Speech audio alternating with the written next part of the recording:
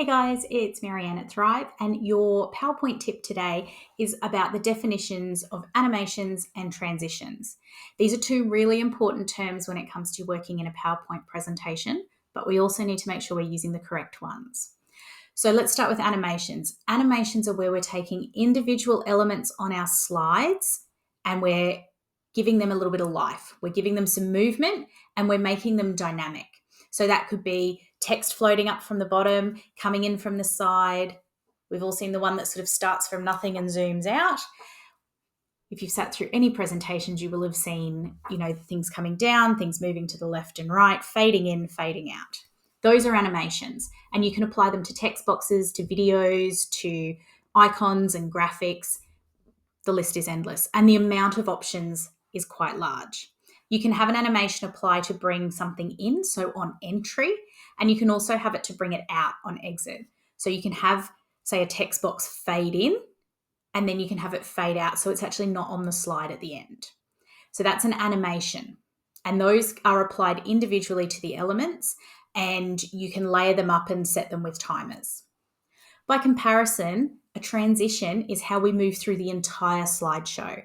So if you think of it in terms of it being a movie, it's almost the way we move. It's the cut scene. It's the way we cut from one scene to another or one slide to another.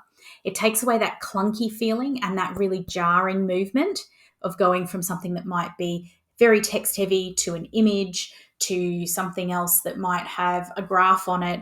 And it makes that flow, it helps connect it for your audience and make them feel like it all belongs together. Some of the transitions that are really popular are ones are they slide one to another across the screen. There's a cube one that was really popular for a long period of time.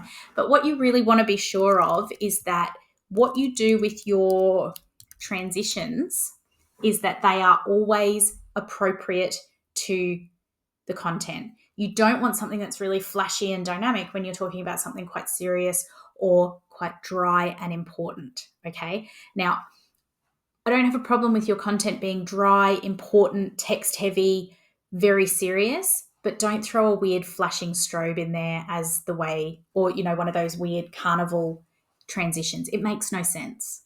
You also want to be really careful with the number of animations and transitions that you use in a presentation. Anything that is, you don't want to really overdo it because it's going to distract from what you're presenting. And the idea of your presentation is to provide your audience with information that they can take in, understand, and retain. Okay. In a perfect world, that's what we're going for. Now, some of us never achieve that. However, the more you throw into it, the more distracting it is, and the more they're going to focus on what it looks like as opposed to what you're telling them or what you're presenting to them. So you want to make sure you don't ever distract from the content. Transitions and animations used well can really enhance that process and can really improve the way people retain the information you're sharing. But you should always test and try and play around with things and keep it consistent. If you're using a certain animation for text, try and use it all the way through wherever you're going to use an animation. If you're using a transition, I would always recommend you use the same transition slide to slide. Again, for consistency, it helps tie everything together.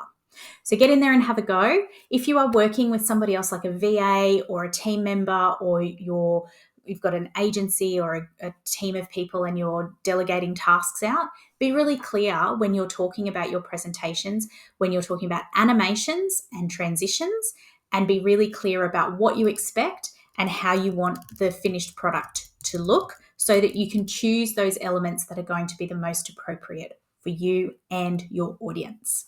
Get in there and have a go. Let me know how you go.